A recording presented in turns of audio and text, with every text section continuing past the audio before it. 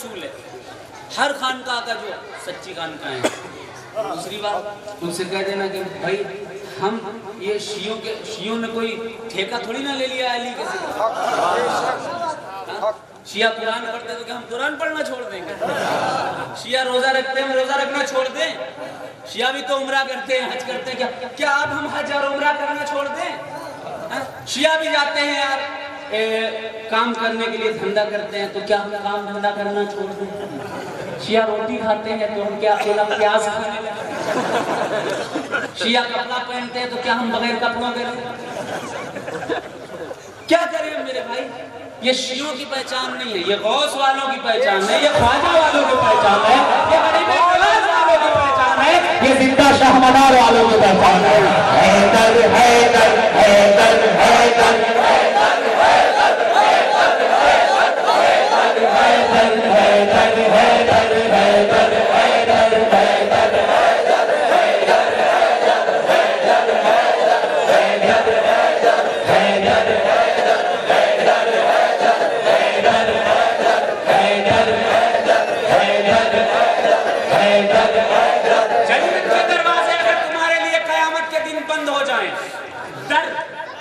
جنت کے در بند ہو جائیں، اگر کوئی جنت میں داخل کر سکتا ہے جنت کے در میں تو وہ ہے در.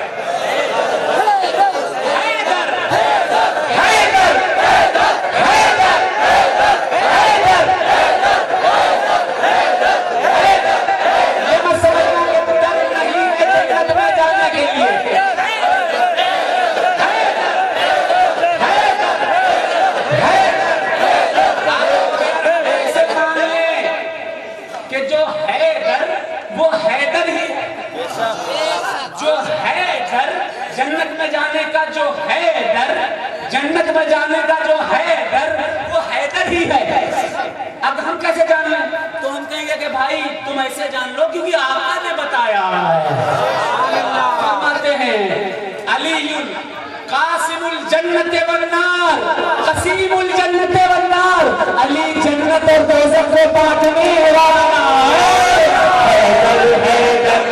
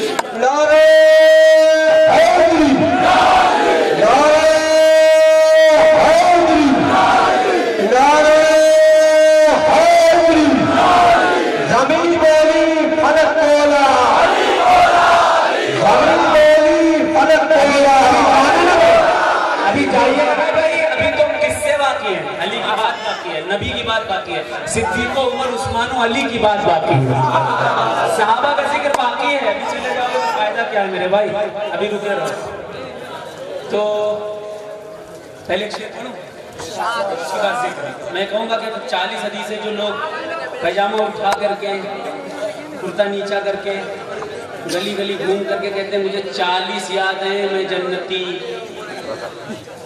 سنا ہوگا نا, لیکن کوئی ضمانت نہیں ہے. بخاری شریف کی ایک روایت ہے, آقا فرماتے ہیں کہ ایک شخص ایسا ہوگا جو 40 سال عبادت کرے گا لیکن جہنمی ہوگا, اور ایک ایسا ہوگا جو گنہگار ہوگا لیکن اس کے دل میں محبت خدا ہوگی, جنتی ہوگا. ضروری نہیں ہے کہ وہ 40 یاد کرنے والے جنتی ہی ہوں, لیکن یہ جو 40 میں سناؤں گا اس پر عمل کر لو گے میرے بھائی, سن ہی لو گے محبت سے تو جنتی. سبحان اللہ.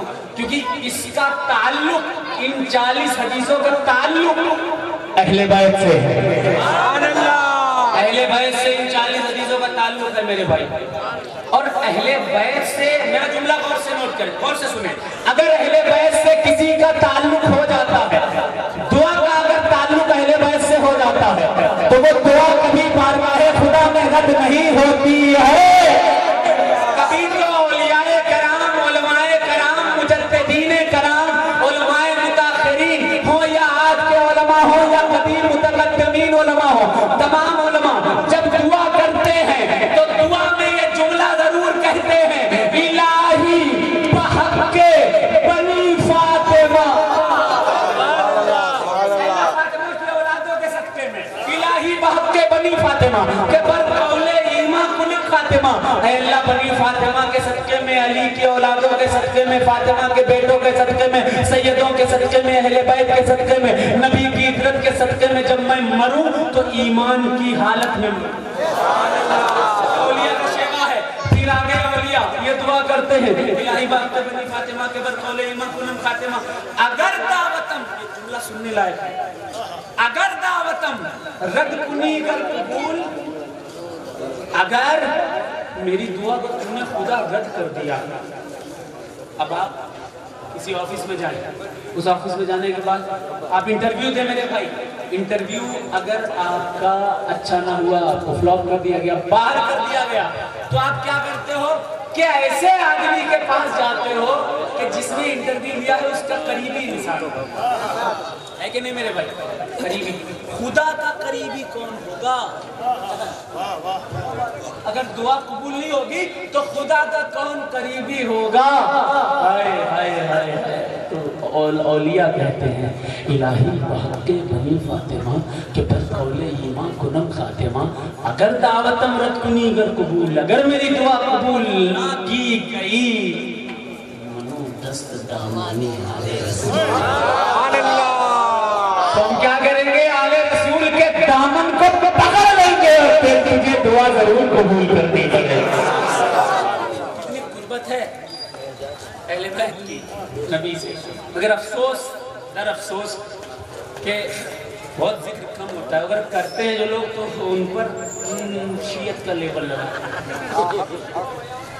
تو اللہ حفاظت کرے. ایک حدیث پاک سے شروعات کرتا ہوں. یہ حدیث پاک کنز العمال شریف ہے. سناؤں؟ ارشاد ارشاد سناؤں؟ ارشاد. زور سے بولو نا, ارشاد. کوئی ارشاد ہے یہاں پہ؟ اچھا, حدیث پاک سن لیں. آقا کائنات صلی اللہ علیہ وسلم ارشاد فرماتے ہیں اربعتن, غور سے سن لیں, اربعتن انا لہم شفیع فی یوم القیامت. 4 طرح کے لوگ قیامت کے دن ایسے ہوں گے جن کی میں سفارش کروں گا, شفاعت کرواؤں گا, جنت دلواؤں گا. زور سے بولے سبحان اللہ. 4 طرح کے لوگ ہوں گے جن کی میں سفارش کرواؤں گا, جنت دلواؤں گا. پہلا شخص کون ہوگا؟ اربعۃ لهم شفیع فی یوم القیامت. پہلا شخص المکرم لذریتی, پہلا وہ ہوگا جو سیدوں کی عزت کرتا. مگر آج ہم میں آپ میں کتنے لوگ ایسے ہیں, ہمیں وہ سید صاحب سائیکل چلاتے ہیں وہ کوئی سید ہیں؟ وہ بائک چلاتے ہیں کیا وہ سید ہیں؟ وہ دال کھاتے ہیں کیا وہ سید ہیں؟ مطلب کوئی وجہ بڑی نہیں ہے, بس دل کیا اور ان کو سیادت سے خارج کر دیا. جس سے دل پھیکا ہو گیا تو وہ سید نہیں, جن سے دل مل رہا ہے وہ سید. ہمیں تو کیا آپ سید بنانے والے ہو؟ آپ نے بنایا سید؟ سید آپ نہیں بناتے ہیں، سید خدا بنایا گیا، سید رب بنایا گیا۔ تو اس طرح چھوٹی چھوٹی باتوں میں ہم سیدوں کی توہین بھی کر دیتے ہیں۔ کجوجہ والے نہیں، اجمیر والے سید شیعہ، ارے باپ رے باپ، اجمیر کی خانقاہ تو ہندوستان میں واحد ایسی خانقاہ ہے جہاں پر چاروں خلیفہ کا عرس ہوا کرتا ہے۔ جی، حضرت عمر فاروق کا عرس اجمیر میں ہوتا ہے، حضرت صدیق اکبر کا عرس اجمیر میں ہوتا ہے، حضرت عثمان غنی رضی اللہ تعالیٰ عنہ کا عرس اجمیر میں ہوتا ہے۔ اور 21ویں شریف جو ہوتی ہی نہیں ہے ہمارے اکثر جگہوں پر، خانقاہوں میں ہی مخصوص طور پر ہوتی ہے، وہ 21ویں شریف بھی اجمیر میں دھوم دھام سے ہوا کرتی ہے۔ اجمیر شریف والے سید، مکن پور والے، ہم پہ بھی وہ سید نہیں ہیں، وہ ایسے ہیں، وہ ایسے ہیں۔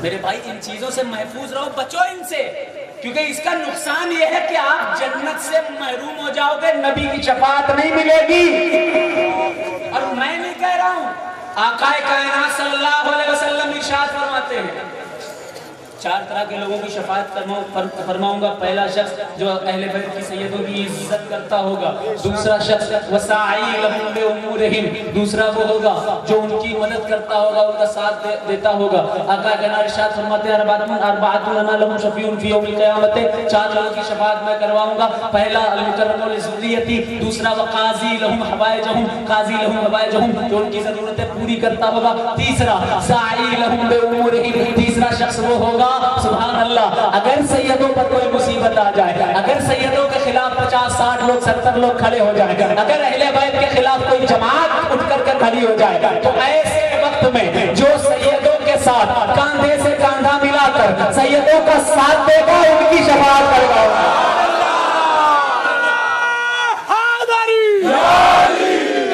وسائلہم بامورہم۔ اچھا، اس کی مثال بھی دے دوں میں، اس کی مثال بھی دے دوں۔ کربلا کا میدان ہے، 72 ادھر، 22,000 ادھر، تو مطلبی لوگوں کا کیا ہوتا ہے؟ جس کی سرکار اسی کے ساتھ ہے کہ نہیں؟ جس کی پاور اس کا ٹاور، جدھر طاقت ادھر لوگ، یہ مطلبی لوگوں کا ہوتا ہے۔ لیکن آئے ہے جو پاک نفوس قدسیہ ہوتے ہیں، جو اچھی جانیں ہوتی ہیں، جو تقوی والے ہوتے ہیں، جو تقدس والے ہوتے ہیں، جو اللہ والے ہوتے ہیں، وہ یہ تھوڑی دیکھتے کہ تعداد کدھر ہے، جنگ میں تعداد سے کیا ہوتا ہے، حوصلے لڑتے ہیں، حوصلے لڑتے ہیں، تعداد سے کیا ہوتا ہے۔ اللہ اکبر، سبحان اللہ، 22,000 کا لشکر ادھر، رائے کی حکومت ادھر، حلب ادھر، طاقت ادھر، قوت ادھر، پرچی ادھر، طاقت ادھر، سینا ادھر، فوج ادھر، سب کچھ ادھر، 72 کی طرف۔ ایک شخص چند لوگوں کے ساتھ آ گیا اور ان 72 کے سردار امام حسین وارث رسول کریم صلی اللہ علیہ وسلم کے پاس آ کے کہتا ہے، حضور ایک سوال ہے، میں نے یزید کے لشکر کو چھوڑا، ابن زیاد کے لشکر کو چھوڑا، طاقت و قوت چھوڑی، رائے کی حکومت چھوڑی، کتنی حکومتیں چھوڑ کر حضور حسین آپ کے دامن کے پاس آ گیا، حضور ایک بات بتا دیجئے آقا، کیا مجھے جنت مل جائے گی؟ یعنی سوال کرنے والا یہ جانتا ہے کہ جنت بانٹنے والے حسین ہیں۔ ان سے کہیں گے اگر انہوں نے کہہ دیا میں جنتی ہوں تو جنتی ہوں، کہا حضور میں بخشا جاؤں گا، جنت ملے گی؟ تو امام حسین علیہ السلام کیا ارشاد فرماتے ہیں؟ سبحان اللہ، امام حسین علیہ السلام ارشاد فرماتے ہیں، یا حر، یا حر انت حر فی الدنیا وفی الاخرہ، اے حر تو دنیا میں بھی آزاد ہے، آخرت میں بھی آزاد ہے۔ حق حسین، مولا حسین، حق حسین، مولا حسین، جہنم کی آگ سے بھی آزاد ہے۔ تو تیسرا شخص جو مصیبت کے وقت اہل بیت کے ساتھ کاندھے سے کاندھا ملا کر کھڑا ہو جائے گا، نبی کی شفاعت۔ چوتھا شخص بڑے کام کا ہے، بہت سے لوگ ہم لوگوں میں، ہم سنیوں میں ایسے ہیں، پیر صاحب کے پاس گئے، سید صاحب کو، حضور آپ سے بہت محبت ہے، حضور آپ کے لیے ہم جان دے سکتے ہیں، حضور ایسا ویسا، اور پیچھے حضور ٹھیک نہیں ہے، سید صاحب تو ہیں مگر سید صاحب ایسے ہیں، آقا فرماتے ہیں، آقا سب جانتے تھے نا کہ آنے والے وقتوں میں کیسے کیسے کس کس ٹائپ کے لوگ ہوں گے. وہ عالم الغیب نبی، کیا ہوا، کیا ہونے والا ہے، کیا ہو رہا ہے، اپنے پیٹھ کے پیچھے کی خبر، پہاڑ کے پیچھے کی خبر، زمین کے اندر کی خبر، آسمان کے اوپر کی خبر، جس میں سورج دیکھا، چاند دیکھا، جنت دیکھی، دوزخ دیکھی، تحت الثری دیکھی، کن کن کو جنت جانا ہے، کن کن کو جہنم جانا ہے. بخاری شریف کی روایت ہے، خرج رسول اللہ صلی اللہ علیہ وسلم، آقا اپنے حجرے سے نکلے، وفی یدیہ کتابان، آقا کے ہاتھ میں 2 کتابیں، 2 تحریریں تھی. صحابہ سے پوچھا ما ہذان الکتابان، صحابہ پتہ ہے یہ 2 کتابیں کون سی ہیں؟ صحابہ نے کہا لا یا رسول اللہ الا ان تخبرنا، اگر آپ بتائیں گے تبھی تو پتہ چلے گا. آقا ہمیں نہیں پتا آپ کے دونوں ہاتھوں میں کون سی کتابیں ہیں. آقا ارشاد فرماتے ہیں للذی فی یدیہ الیمنی ھذا کتاب من رب العالمین، یہ میرے دائیں ہاتھ میں جو کتاب ہے یہ اللہ کی طرف سے بھیجی گئی ہے. اللہ نے اس کتاب کو بھیجا ہے. اب اس کتاب میں کیا ہے؟ آقا فرماتے ہیں فیہ اسماء اہل الجنت و اسماء آبائہم و قبائلہم، اس تحریر میں جنت والوں کے نام ہیں، ان کے باپ کے نام، ان کے دادا کے نام، ان کے قبیلوں کے نام. ثم اجمل الی آخرہم، اور لاسٹ میں میں نے ٹوٹل کر کے سائن کر دیا ہے. اب اس سے زیادہ ایک بھی، اس سے زیادہ نہ جنت جائے گا اور نہ اس سے ایک بھی کم جنت. سائن ہو گئے. آقا یہ دوسرے ہاتھ میں کیا ہے؟ آقا فرماتے ہیں للذی فی شمالہ ھذا کتاب من رب العالمین، جو میرے دائیں ہاتھ میں تحریر ہے وہ بھی اللہ کی طرف سے بھیجی ہوئی کتاب ہے. فیہ اسماء اہل النار، اس میں جہنم والوں کے نام ہیں. و اسماء آبائہم، ان کے باپ کے نام، و قبائلہم، ان کے قبیلوں کے نام، یہ سب نام ہیں. ثم اجمل الی آخرہم، لاسٹ میں میں نے ٹوٹل کر کے سائن کر دیا. اب اس سے ایک بھی فرق، نہ زیادہ جہنم میں جائے گا نہ کم جہنم میں جائے گا. صحابہ تو بہت چالاک رہے، صحابہ کی عقلیں ہم سب کی عقلوں سے بھاری، صحابہ کا تقوی ہم سے بھاری. صحابہ تو صحابہ رہے. نبی کے بعد اگر کسی کا مقام ہے تو اہل بیت اور صحابہ کا مقام ہے. صحابہ کرام کہتے ہیں اچھا جنت والے ڈکلیئر ہو گئے، جہنم والے ڈکلیئر ہو گئے، حضور آپ نے سائن کر دیا ہے کہ کنے کنے جنت جانا ہے، کنے کنے جہنم جانا ہے، سائن ہو گیا؟ آقا نے فرمایا ہاں ہو گیا. تو صحابہ نے کہا فیم العمل یا رسول اللہ، تو اب ہم نماز روزہ حج زکات سب چھوڑ دینا. سب ڈکلیئر ہو گیا کسی جنت جانا ہے کسی جہنم جانا ہے، تو ہم فیم العمل یا رسول اللہ، تو عمل کیوں کرنے لگے، نماز کیوں پڑھنے لگے، روزہ کیوں رکھنے لگے؟ تو سنیو ایک جملہ آقا کا آپ سب کے لیے بہت فائدہ مند ہے، امت کے لیے راہ نجات ہے. یہ جملہ کیا ہے؟ آقا ارشاد فرماتے ہیں هو الذی من عمل عملا صالحا يدخل الجنہ ومن عمل عملا سیئا يدخل النار.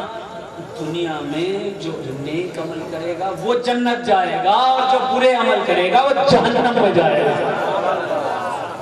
اس حدیث میں فائدے کی بات یہ ہے کہ آقا کو یہ اختیار بھی ہے، پتہ بھی ہے کہ کسے کسے جہنم بھیجنا ہے، کسے کسے جنت بھیجنا. وہ نبی جو آقا ہے، مولا ہے، اتنا عظیم نبی، پیغمبروں کا سردار، جو غیب کی خبریں جانتا ہے، اتنا بڑا مالک، اتنا بڑا مختار، وہ نبی چوتھی قسم بتا رہا ہے. وہ جانتا تھا ایسے لوگ ہوں گے. پہلا المکرم لذریتی، جو سیدوں کی تعظیم کرے. دوسرا وقاضی لہم ببیت، جو ان کا ساتھ دے. تیسرا وساعی لہم بامورہم، جو شخص مصیبت پہ سیدوں کا ساتھ دے. اور چوتھا المحب بہم بقلبہ و بلسانہ، چوتھا شخص وہ ہوگا آقا جس کی سفارش فرمائیں گے. آقا فرماتے ہیں وہ ہوگا جو سیدوں سے صرف زبان سے نہیں دل سے بھی محبت کرتا ہو.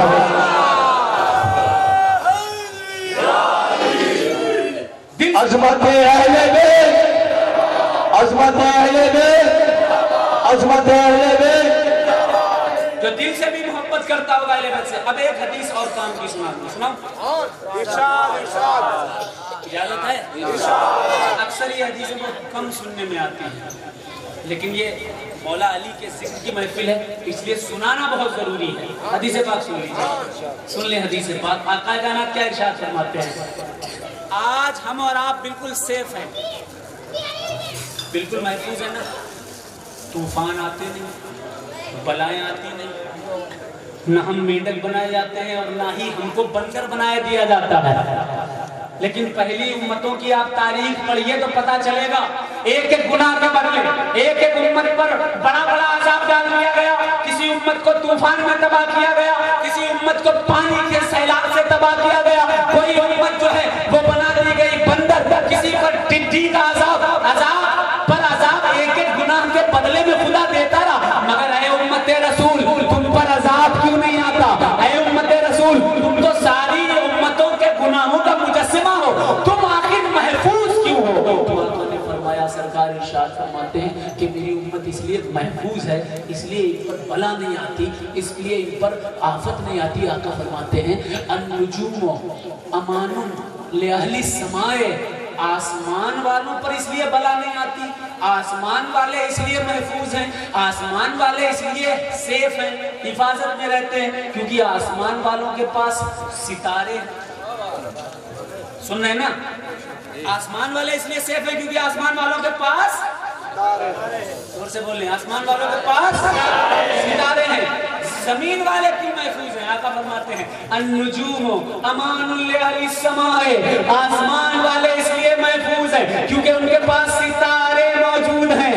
وَأَهْلُ بَيْتِي امان لأہل الارض, اور زمین والے اس لیے محفوظ ہیں, اس لیے بلا نہیں آتی, اس لیے آفت نہیں آتی, اس لیے طوفان نہیں آتے, اس لیے ان پر بلا نہیں آتی کیونکہ ان زمین والوں کے پاس اہل بیت موجود ہیں, سید موجود ہے.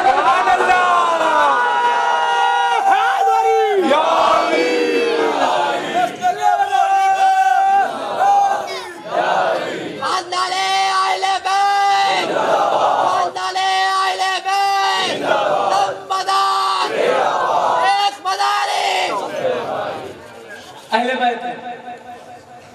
ایک حدیث اور سنو, ارشاد ارشاد. میں تو سوچ رہا تھا کہ پٹلا اپلیٹا والے, ایک اپ منتری ہوتا ہے, یہ اپلیٹا کیا ہے یار؟ اپ پرمکھ, اپلیٹا کیا ہے؟ مطلب کوئی اوپر لیٹا ہوگا وہ مین ہوگا, پھر جو نیچے لیتا وہ اوپ لیتا.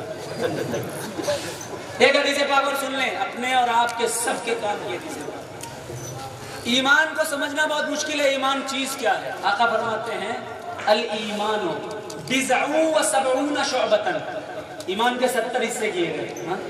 فافضلها قول لا الہ الا اللہ, سب سے افضل ایمان کا جو حصہ ہے وہ قول لا الہ الا اللہ, لا الہ الا اللہ کہہ کر ایمان میں داخل ہوا. وَأَدْنَاهَا, اور سب سے کم کیا ہے؟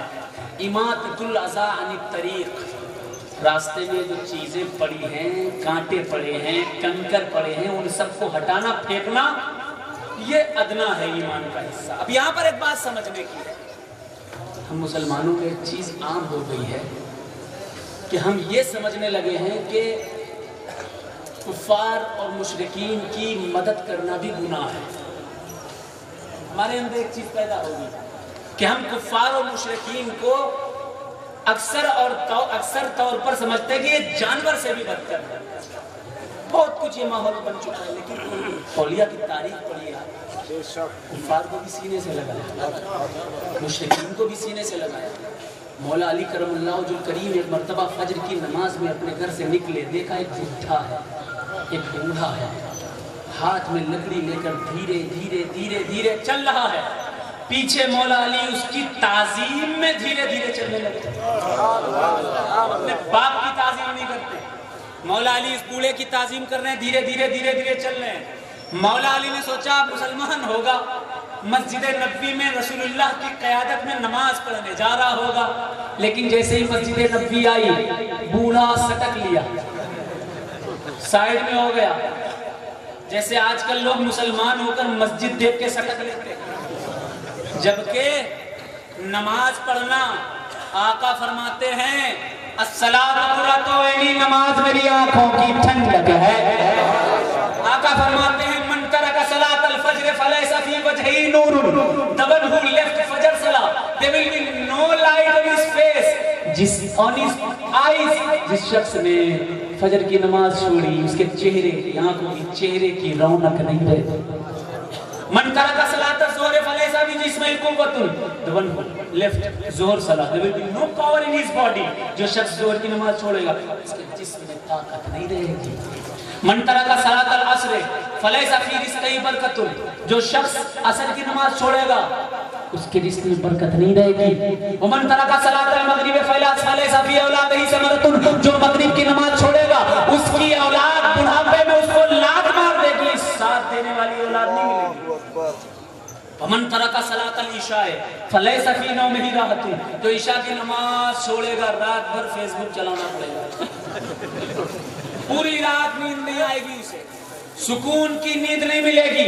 तो अगर अच्छा नूर चाहिए चेहरे का तो फजर की नमाज पढ़िए, अगर अच्छी कुव्वत और ताकत चाहिए असर ज़ोहर पढ़िए, अगर रिज़्क़ में बरकत चाहिए असर पढ़िए, अगर अच्छी औलाद चाहिए मगरिब पढ़िए, अच्छी नींद चाहिए इशा पढ़िए, सब चाहिए तो सब नमाज पढ़िए, 5 वक्त की नमाज पढ़िए। आकाए मौलाए कायनात ने देखा ये तो चला गया, अब आप दौड़ करके जाते हैं। नमाज भी कैसी नमाज थी, पढ़ाने वाले मोहम्मद रसूलुल्लाह, पढ़ाने वाले कायनात के आका, पढ़ने वाले सिद्दीक़ अकबर, उमर फारूक, उस्मान ज़ुन्नूरैन, हज़रत साद बिन अबी वक़ास, हज़रत ज़ुबैर, बड़े बड़े सहाबा नमाज पढ़ रहे हैं। मौला अली दाखिल हुए, देखा सबके सब सारे के सारे रुकू की हालत में, मौला ने कहा मिल गई नमाज, फौरन रुकू में शामिल हो गए। मौला अली जैसे ही रुकू में शामिल हुए, सुभान अल्लाह, आका रुकू से उठ गए, आका उठे रुकू से, हज़रत अली भी उठे। उसके बाद सलाम जब हो गया तो मस्जिद में बातें होने लगी, एक दूसरे से सहाबा चीनी गोइयां करने लगे। सहाबा कहने लगे आका आज से ज्यादा कभी कभी कभी आका आज से ज्यादा आप इतना लंबा रुकू करते हुए हमने आपको नहीं देखा। आका फरमाते हैं मैं क्या करूं, जब मैं रुकू की हालत में गया तो जिब्रील आ गए, जिब्रील ने मेरी पुश्त पर हाथ रख दिया और तब तक मेरी पुश्त से हाथ नहीं उठाया जब तक अली दाखिल नहीं हो गए।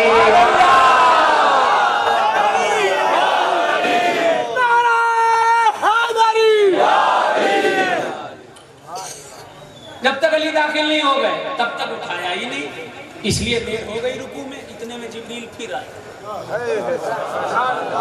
जिब्रील आया। अब ये जुमला सुनने वाला है, हम और आप क्या समझते हैं कि सिर्फ और सिर्फ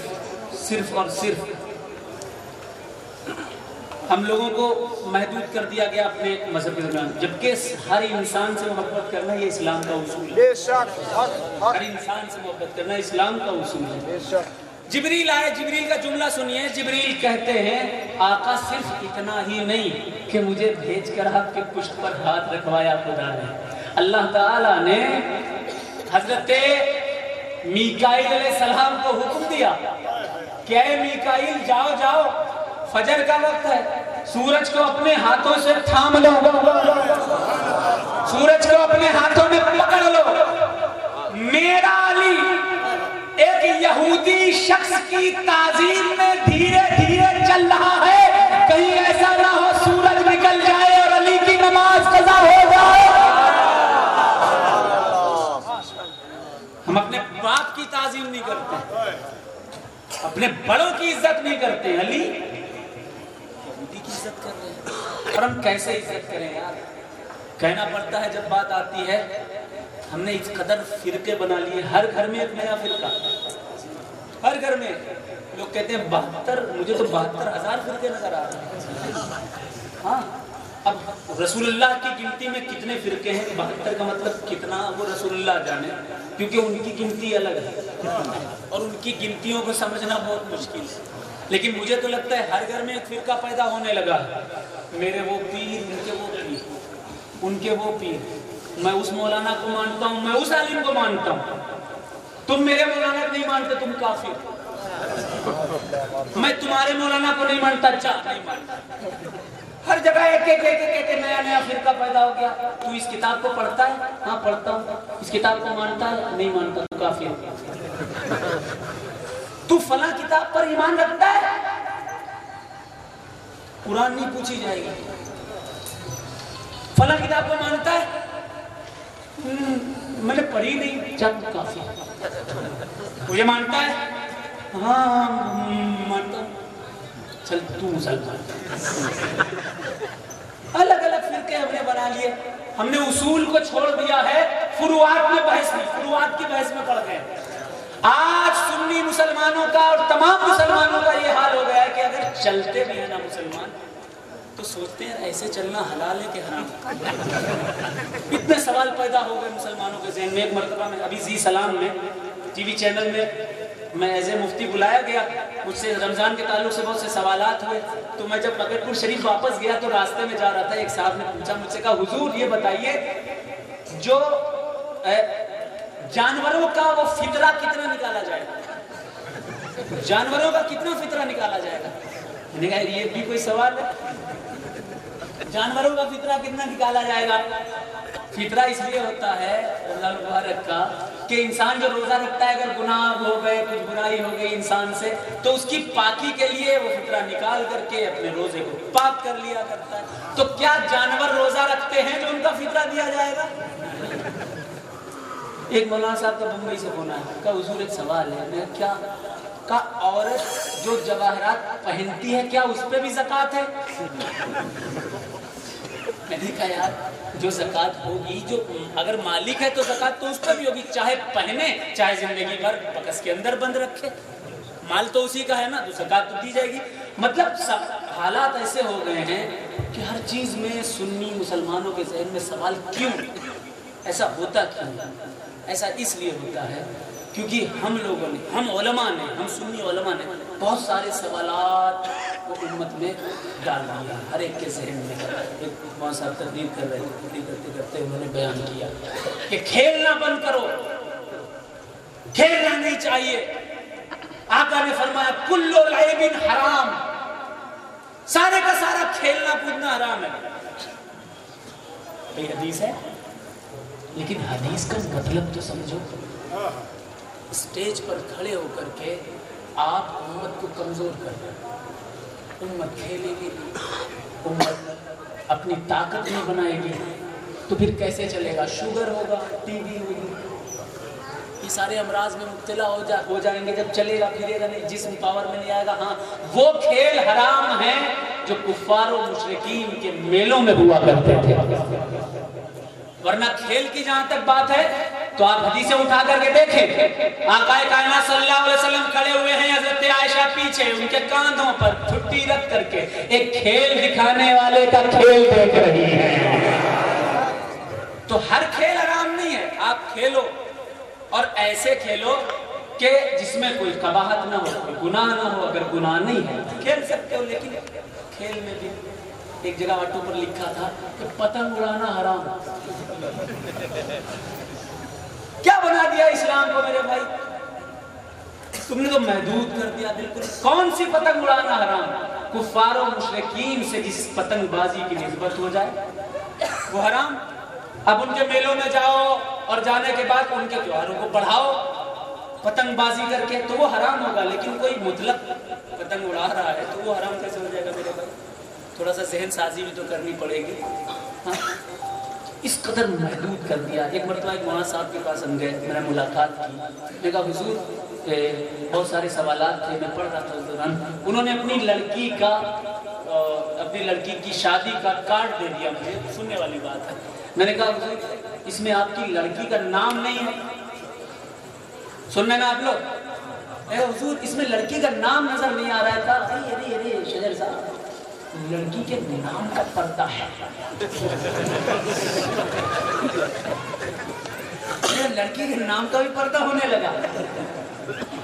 کہاں؟ تو میں نے فوراً ان کے منہ پر یہ بات کہہ دی. میں نے کہا کیا آپ بخاری پڑھاتے ہیں, مسلم پڑھاتے ہیں, ترمذی پڑھاتے ہیں, ابن ماجہ پڑھاتے ہیں, تمام حدیث کی کتابیں پڑھاتے ہیں؟ مجھے ایک بتائیے, جب راوی کا بیان آتا ہے تو حضرت عائشہ عن عائشہ رضی اللہ تعالیٰ عنہ عن ام سلمہ, آقا فرماتے ہیں فاطمہ تم بذات منی, فاطمہ میرے جسم کا ٹکڑا ہے. آقا فرماتے ہیں کہ فاطمہ تو ام ابیہا, فاطمہ اپنے والد کی بھی ماں جیسی ہے جس نے ماں جیسی محبت دی. تو آقا نے حضرت فاطمہ کے نام کا پردہ نہیں کیا آپ کی بیٹی، کیا سیدہ فاطمہ سے بڑھ کر کے ہو گئی؟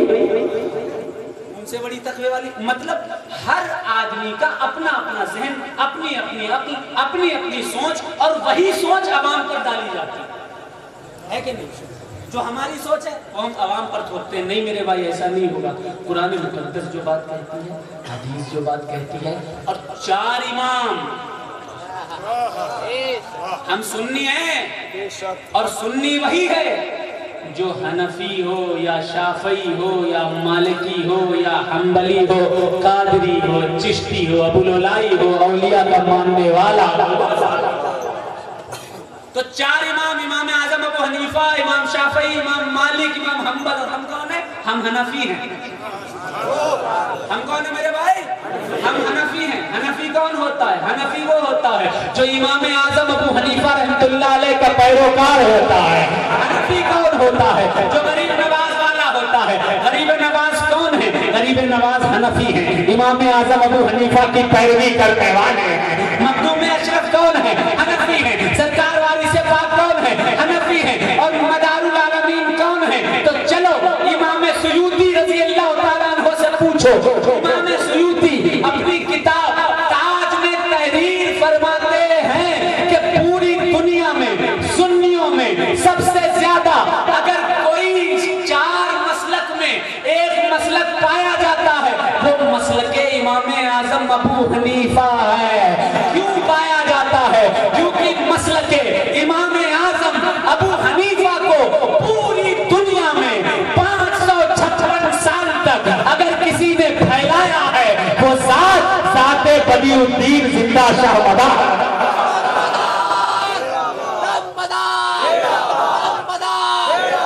پوچھو امام سیوطی رضی اللہ تعالیٰ عنہ سے. تو میں کہتا ہوں کہ 5 فرائض اسلام کے ہیں، اس میں رغبت دلائی جائے، اولیاء کی محبت سینوں میں پیدا کی جائے، اور عوام کے ذہنوں میں جو اس قدر سوالات طرح طرح کے پیدا کر دیے جاتے ہیں، خدا را جو شریعت ہے اس پر عمل کیا جائے، نمازوں کی پابندی کی جائے، روزوں کی پابندی کی جائے. رمضان کا مہینہ ہے، آقا ارشاد فرماتے ہیں اگر امت والوں کو پتہ ہو جائے کہ رمضان کیا ہے آیا، تو آقا فرماتے ہیں امت والے یہ کہیں کہ پورا سال رمضان کیوں نہیں ہو.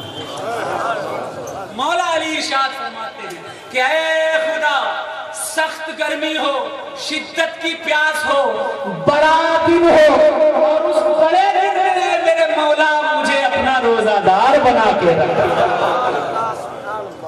نماز پڑھیں، روزہ رکھیں، حج اور زکوٰۃ، حدیث پاک سن لیں.